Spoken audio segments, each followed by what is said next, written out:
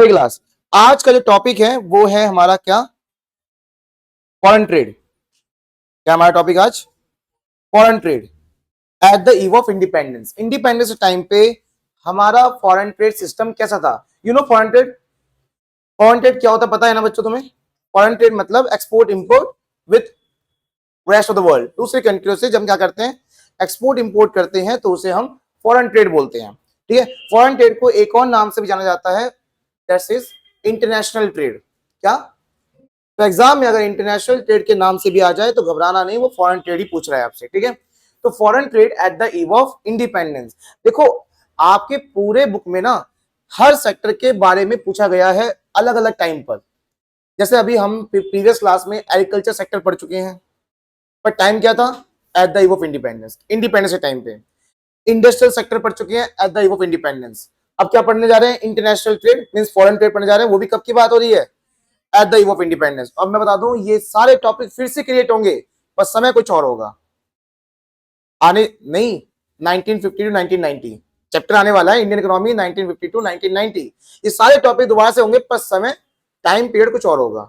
तो आपसे इतना बोला गया है इस बुक में कि आप हर सेक्टर के बारे में जानो अलग अलग समय पे। पर अभी समय क्या चल रहा है, at the eve of independence. Independence time पे हमारा Indian trading system, foreign trade system कैसा था और बर्बाद हुआ तो कैसे बर्बाद हुआ। तो आइए क्या लिखा है, पहला पॉइंट, ब्रिटिश मोनोपोली कंट्रोल। इसका मतलब है पूरे इंटरनेशनल ट्रेडिंग पर कंट्रोल किसका था, बस। मोनोपोली मतलब होता है अकेला, तो अकेला कंट्रोल किसका था, अकेला कंट्रोल किसका था, ब्रिटिशर्स का था। ठीक है, ब्रिटिशर्स का पूरा कंट्रोल हो चुका था पूरे इंडिया पे। जो अगर आप कोई भी प्रोडक्ट बाहर भेजते हो तो उस सब पे कंट्रोल किसका था, ब्रिटिशर्स का था। Composition of export and import show the backwardness of Indian economy. अगर आप देखें ध्यान से उस टाइम पे एक्सपोर्ट इंपोर्ट की सिस्टम को देखें तो ये चीज बहुत बैकवर्ड दिखाता है इंडियन ट्रेड को।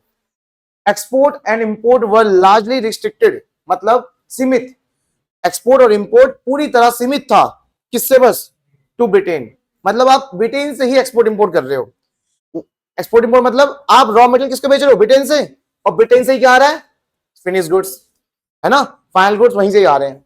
तो एक्सपोर्ट इंपोर्ट पूरी तरह से बड़े लेवल पर सिर्फ किससे हो रहा था, बस में था, ब्रिटेन से हो रहा था। लेकिन अच्छा क्यों था, only due to monopoly control of Indian foreign trade. Indian foreign trade पे पूरी तरह कंट्रोल किसका था, ब्रिटिशर्स का। इसलिए पूरी तरह रिस्ट्रिक्शन सिर्फ किस पे थी, ब्रिटिशर्स पे, मतलब उन्हीं से ही हम ट्रेडिंग कर रहे थे।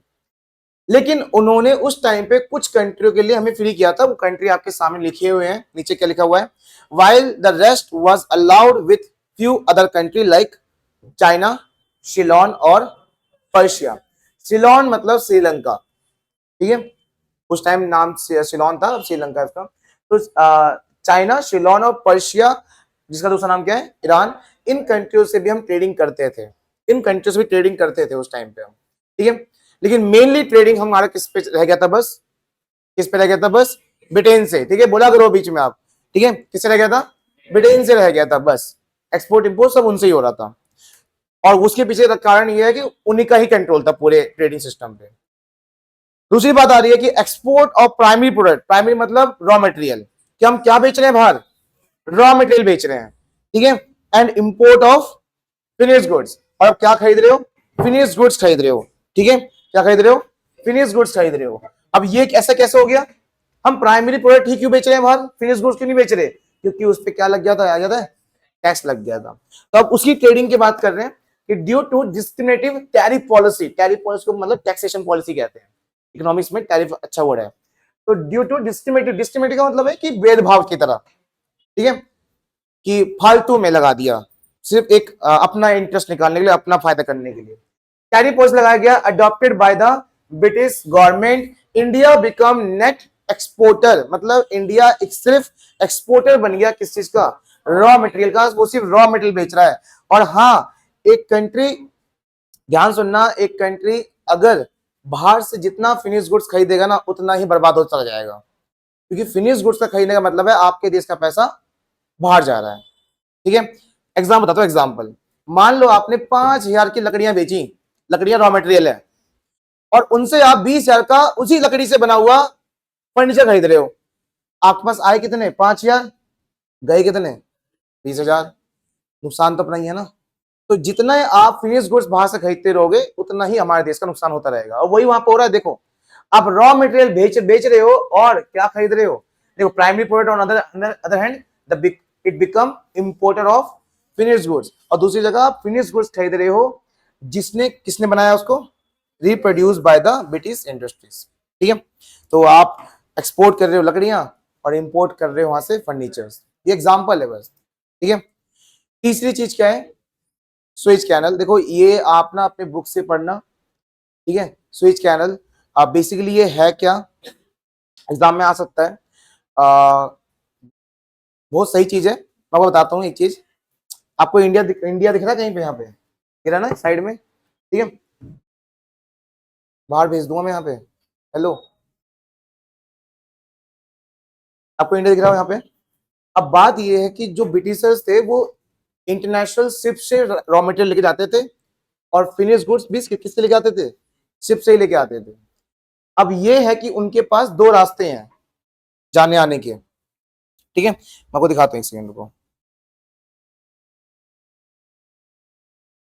उनके पास दो रास्ते हैं आने जाने के। ये इंडिया है, या तो क्या करेंगे,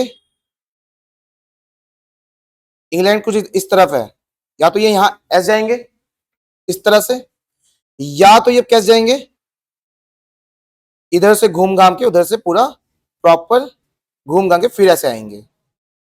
कहीं से भी आना जाना करें, उनका ट्रांसपोर्टेशन कॉस्ट बहुत ज्यादा हुआ करता था। देखो ना, आपको लग रहा है छोटा सा यहाँ पे, ठीक है, बहुत बड़ा ट्रांसपोर्ट एरिया है। अब क्या हुआ बाद में, कुछ सालों बाद, 18 समथिंग में, मैं अपने बुक में लिखा हुआ है कौन सी ईयर में आया था, आई थिंक 1863 था कुछ। ठीक है, उस साल में हुआ ये, एक सेकंड रुको, आपको ये दिख रहा है बीच में एक गैप है, दिख रहा है? हेलो बच्चों, दिख रहा है? मैं आपको अंडरलाइन कर रहा हूं, देखते रहो। यहां पे इस जगह पे, इस जगह पे पूरा लैंड एरिया था, ये पूरा लैंड एरिया। यहां पर कंस्ट्रक्शन हुआ और उस जमीन को काट काट कर एक कैनल बनाया गया इस सी से इस सी को जोड़ने के लिए। ये आपको नदी लग रहा होगा, पर ये नदी नहीं है, ये समंदर है। ठीक है, पेरिफेरल सी बोलते हैं इसको। और यहाँ पे इजिप्ट है, इस साइड में इजिप्ट है, और इजिप्ट और दूसरा ये कोई दूसरा कंट्री है। पर यहाँ पर क्या हुआ, एक आर्टिफिशियल कैनल बनाया गया ताकि हर एक इंटरनेशनल शिप यहां से जल्दी से यहां पहुंच जाए। अब बात ही यार, इसमें उस टाइम पे हमारा तो ट्रेडिंग होता नहीं था। ट्रेडिंग हो भी रहा है तो कौन कर रहा है? वो ब्रिटिशर्स कर रहे हैं, सारा कंट्रोल इनका है। तो फायदा हुआ नुकसान हुआ उनका?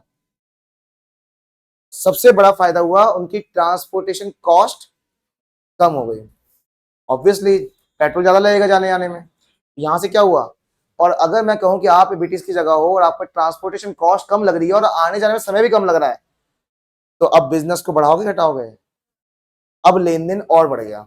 उस लेन देन में उनका फायदा हुआ, इंडिया का नुकसान। तो ये क्वेश्चन एग्जाम में आया भी है कि स्विच कैनल से इंडिया ने क्या कॉस्ट भरी, मतलब इंडिया को क्या नुकसान हुआ। तो स्विच कैनल क्या है पहले वो लिखो, कब आया वो लिखो, और ये क्या था? ये एक आर्टिफिशियल कैनल था जो इजिप्ट के पेरिफेरल सी में बनाया गया था, और इसकी वजह से ट्रांसपोर्टेशन कॉस्ट काफी कम हो गई ब्रिटिश गवर्नमेंट्स की, किस पे? एक्सपोर्ट इंपोर्ट में। और इसकी वजह से उनका जो बिजनेस था वो और ज्यादा हाई लेवल पे गया, उनका लेन देन जो और ज्यादा हाई लेवल पे गया।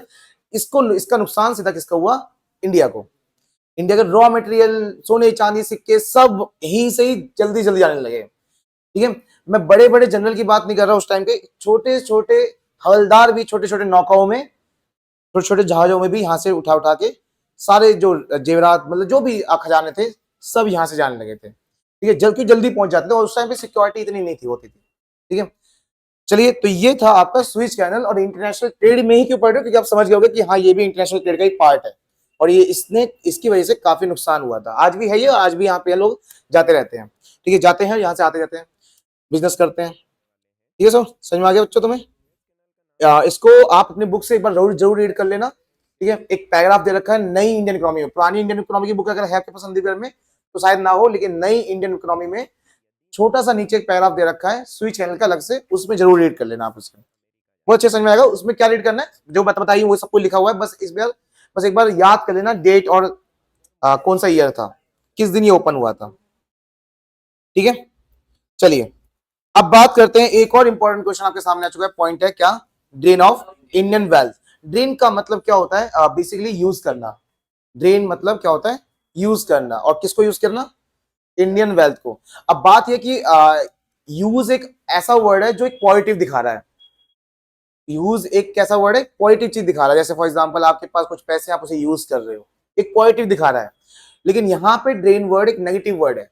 कैसे बताता हूं, हमारे यहां से जो रिसोर्सेज गए हैं बाहर, चाहे वो पैसा हो, चाहे वो रॉ मटेरियल हो, चाहे वो सोने चांदी हो, जो भी यहां से बाहर गया है, उसका उन्होंने क्या यूज किया है, इन्होंने, ब्रिटिशर्स ने। ठीक है, वो इस क्वेश्चन में बताया गया है। देखो क्या लिखा है, there was use export surplus. देखो एक्सपोर्ट सरप्लस का मतलब यहां पे ये है कि उन्होंने जो अपने तरफ से बेचा है सामान। एक्सपोर्ट का मतलब क्या होता है, सामान बेचना। उन्होंने बेचा था हमें, हमने उनसे क्या करा, इंपोर्ट। अब जब वो हमें सामान बेच रहे थे तो उन्होंने कमाया हमसे क्या, पैसा। उसी को बोलते हैं एक्सपोर्ट सरप्लस, कि उन्होंने सामान बेचकर हमें एक्सपोर्ट सरप्लस कमाया। ड्यू टू एक्सेस एक्सपोर्ट, किसकी वजह से, ज्यादा एक्सपोर्ट की वजह से। अब कुछ सरप्लस को क्या फायदा हुआ, कुछ पैसों का क्या फायदा हुआ, ये जो सामान बेचकर या फिर जो खजाना लूटा गया, उन सब से क्या फायदा हुआ, अपनी क्या मतलब उस पैसे को यूज किया, वो देखो यहाँ पे लिखा है। It was use to maintain the administrative setup of Britain government.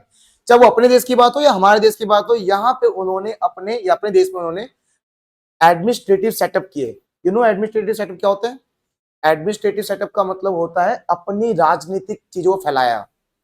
ठीक है, अब मैं कह रहा हूं कि अगर मैं कह रहा हूं कि इस एरिया में ब्रिटिश का रूल नहीं है, क्योंकि वो यहाँ पे कोई ऑफिस ही नहीं है, हम अपनी मर्जी चल रहे हैं, अचानक से उन्होंने यहाँ पे ऑफिस खोल दिए, बड़े बड़े सेना भेज दिया अपनी, तो क्या हो गया, अब रूल हो जाएगा ना उनका यहाँ पे। तो वही कर रहे हैं, वही चीज बता रहा हूं मैं यहाँ पे। एडमिनिस्ट्रेटिव सेटअप मतलब अपना एक तरीके से ऑफिस वगैरह या फिर कब्जा करना शुरू करा। कैसे, इस तरह से होता है। ठीक है, तो एडमिनिस्ट्रेटिव सेटअप ओपन करना शुरू कर दिए ब्रिटिश गवर्नमेंट ने। किस पैसों से, जो पैसे उन्होंने कमाए हमारे देश से। फिर क्या करा, to meet expenses on war. और अब उनकी कंट्री किसी दूसरे कंट्री से अगर लड़ाई हो रही है, उसमें जो पैसा खर्च हो रहा है वो पैसा भी हमारे देश से ही जा रहा है। ये war fought by the Britain government. तीसरी चीज क्या है, it was to also used to increase the pursuits, मतलब होता है बिजनेस। तो उन्होंने अपने बिजनेसेस को और बढ़ाने के लिए भी जो पैसा लगा, वो सब भी उन्होंने यहां से यूज किया। अब मैं तुम्हें एक रियलिटी बताता हूं। देखो इंडिया एक बहुत ही अमीर कंट्री हुआ करता था। ठीक है, और इंडिया को पता ही नहीं था कि वो इतना अमीर है। ठीक है, वही है ना कि सोने चांदी के जो चीजें थी, सिक्के थे या जो भी टुकड़े मुकड़े, वो सब हमारे घर में घरों में पड़े होते थे। इसलिए रात को झाड़ू नहीं लगाते, वो पता है, कहता है ना, मम्मी कहती है रात को झाड़ू मत लगाओ। वो पुरानी चीज है कि भैया उस टाइम पे आप रात को लाइट नहीं होती थी ना, तो कहीं पे कुछ पड़ा हो तो बाहर ना चला जाए वो। ठीक है, इसलिए रात को झाड़ू नहीं लगाते थे, लक्ष्मी चली जाएगी। तो वही तो लक्ष्मी चली जाएगी, सोने चांदी सिक्के बाहर चले जाएंगे। अब मैं बताता हूँ एक चीज, हमारी कंट्री इतनी अमीर थी, जब ब्रिटेन कंट्री जो थी, इंग्लैंड कंट्री, वो बहुत गरीब कंट्री थी, बहुत ज्यादा गरीब। मतलब वहां के लोग आपस में एक दूसरे को मार के खा रहे हैं, इतनी गरीब हो गई थी वो कंट्री। कपड़े नहीं होंगे पहनने के लिए, तो वो क्या करते थे, वो अपनी कंट्री के आसपास जो समंदर एरिया है ना, वहां से जब लोग जाते थे, इंटरनेशनल शिप जाती थी किसी दूसरे कंट्री की, तो उसे वो रोक लेते थे। वो रोकते थे, उसे लूटपाट करते थे। तो वहां से वो लोग अपने अपनी चीजों को चलाते थे। फिर उन्होंने धीरे धीरे देखा कि यार एक कंट्री ऐसी है जो अनपढ़ गवार है, the name is India, Bharat. ठीक है, तो भारत एक ऐसी उस टाइम थी, आज नहीं है, उस टाइम अनपढ़ गवार कंट्री हुआ करती थी। तो वो यहाँ पे आए, क्या लेकर, प्रोडक्ट लेने आए थे, प्रोडक्ट बेचने आए थे, सॉरी। अब प्रोडक्ट बेचने आए, अब उन्होंने धीरे धीरे हमारे देश पे कब्जा किया। जब यहां से गया ना रॉ मटेरियल, पैसा, रिसोर्सेज, सोने चांदी सिक्के जेवरात, सब जो यहां से गए हैं, उस पैसों से उन्होंने अपने देश को डेवलप करना शुरू कर दिया। और डेवलपमेंट करने के लिए उन्होंने किसकी हेल्प ली, अमेरिका की। और एक और कंट्री भी थी, मैं याद नहीं आ रहा। अब उन्होंने वहां से कंस्ट्रक्शन बुलाए कि यार आ जाओ जरा हमारे देश में, क्या करो, डेवलप कर दो। अब बात यह कि वो पैसा कहां से ले गए थे, इंडिया से। अब वो किस पे खर्च कर रहे हैं, अमेरिका की चीजों पे खर्च कर रहे हैं, अमेरिका से चीजें मंगवा रहे हैं। हमारे देश का पैसा इतना गया कि 3 कंट्री अमीर हो गई, इंग्लैंड भी, अमेरिका भी, और एक और कंट्री भी थी, वो याद नहीं आ रहा मुझे, ठीक है, सिलेबस का नहीं है ना, मैं थोड़ी सिलेबस का याद रहता है मुझे, बस थोड़ा सा थोड़ी जानकारी लेने पे पता चल जाता है कि हाँ। तो देख रहे हो इतना पैसा गया कि 2-3 कंट्री अमीर हो गई, हम गरीब हो गए, ठीक है। तो इतना पैसा था ये हमारी कंट्री में, इतना पैसा था, पैसा भी नहीं था, पैसा नहीं था, एसेट्स बहुत ज्यादा थी, एसिड्स बहुत ज्यादा थे, रॉ मटेरियल, ठीक है, जो और होते हैं ना, खजाने होते हैं जो जमीन के नीचे निकलते हैं, सिर्फ सोना चांदी नहीं होता, धातु बहुत कुछ होता है, बहुत कुछ होता है जमीन के नीचे निकलता है, वो सब यहाँ से चला गया था। चलिए, तो बच्चों ये था आपका फॉरेन ट्रेड सेक्टर कि भैया इंटरनेशनल ट्रेड किस लेवल पे आ चुका था ब्रिटिश गवर्नमेंट के द्वारा, ठीक है। चलिए एक सेकेंड,